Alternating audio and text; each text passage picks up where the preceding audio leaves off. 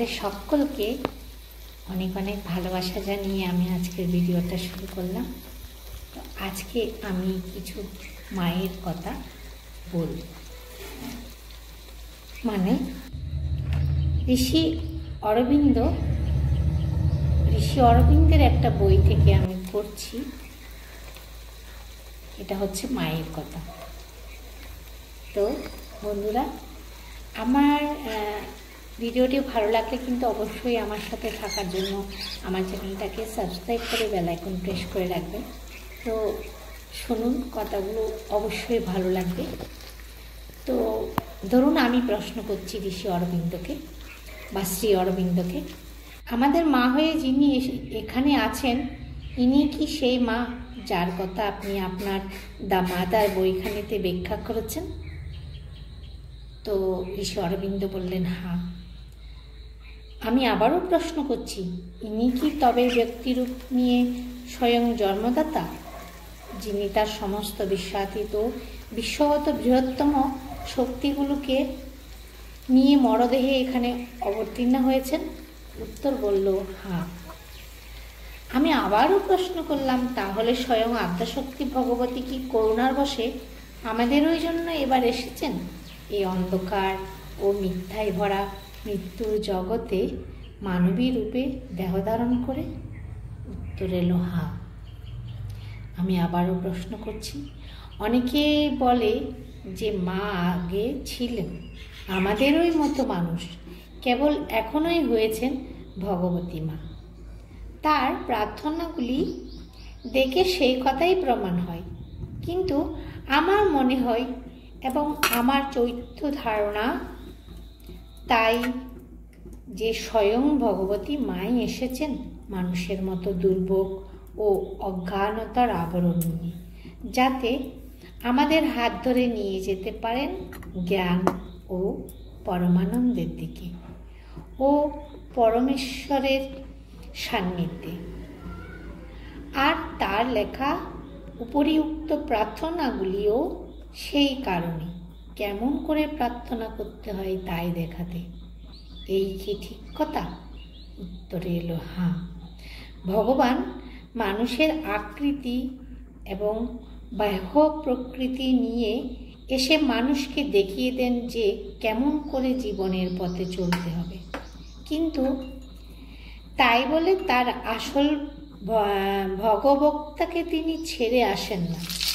এখানে এসে তার দিব্য চেতনার ক্রমিক বিকাশ ও অভিব্যক্তি ঘটান। তাকে মানুষ থেকে ভগবান হওয়া বলা যায় না। মা তার শিশুকাল থেকেই অন্তরে অন্তরে ছিলেন মানুষের চেয়ে বেশি কিছু। সুতরাং অনেকে যা বলে তা ভুল কথা। আমি আরও একটা প্রশ্ন করলাম, মায়ের অভিশক্তি ও অতি মানুষ অবতরণের মধ্যে কি প্রভেদ কিছু আছে? মা এসেছেন, উত্তর দিলেন ঋষি অরবিন্দ, মা এসেছেন অতি মানুষকে নামিয়ে আনতেন, এবং সেটা ঘটলে তখন মায়ের পুরোপুরি অভিব্যক্তি হবে। আচ্ছা, আমি আবারও প্রশ্ন করলাম, মা তো সরাসরি তার উপরে স্তর থেকে সাধকদের উপর কাজ করেন না, যদিও তিনি অনায়াসে তা করে জগৎ একদিনের মধ্যে অতি মানুষের করে দিতে পারেন। তাতে যদিও পৃথিবী উপরের মতো হবে, কিন্তু তাতে এর অজ্ঞানতা থেকে স্বাভাবিক ক্রমবিবর্তন হবে না, সুতরাং খাঁটি সেই জিনিস হবে না। ঠিক কথা কি?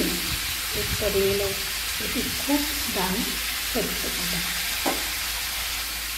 আমি আবার একটা প্রশ্ন করলাম, আমার এমন ধারণা কি ঠিক যে মা ব্যক্তিগত রূপ নিয়ে এসেছেন এই বাস্তবের জগতে উত্তরোত্তর তার কৃপা বর্ষণ করতে, যাতে তার এই দেহ ধারণের ফলে সমগ্র পার্থিব চেতনা রূপান্তরিত হয়ে উঠতে পারে?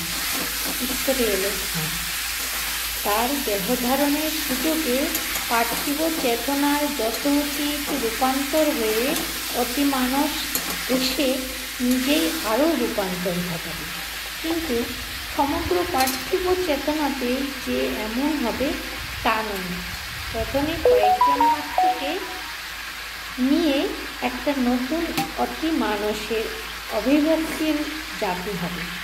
যেমন মানুষ এখন মনের অভিব্যক্তির একটা মনময় জাতি।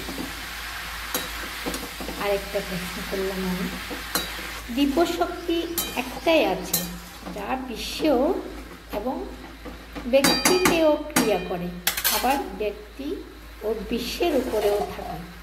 সেই সমগ্র শক্তিটাই হলেন মা। কিন্তু এখানে দেহী রূপে তিনি কাজ করছেন এখনকার বাস্তব জগতের জীবনে রূপান্তরের জন্য এমন কিছু জিনিস আনতে যা আজ পর্যন্ত এখানে দেখা যায়নি। এখানকার মাকে ওই উদ্দেশ্যে আগত সে ভগবতী শক্তি রূপেই জ্ঞান করবে।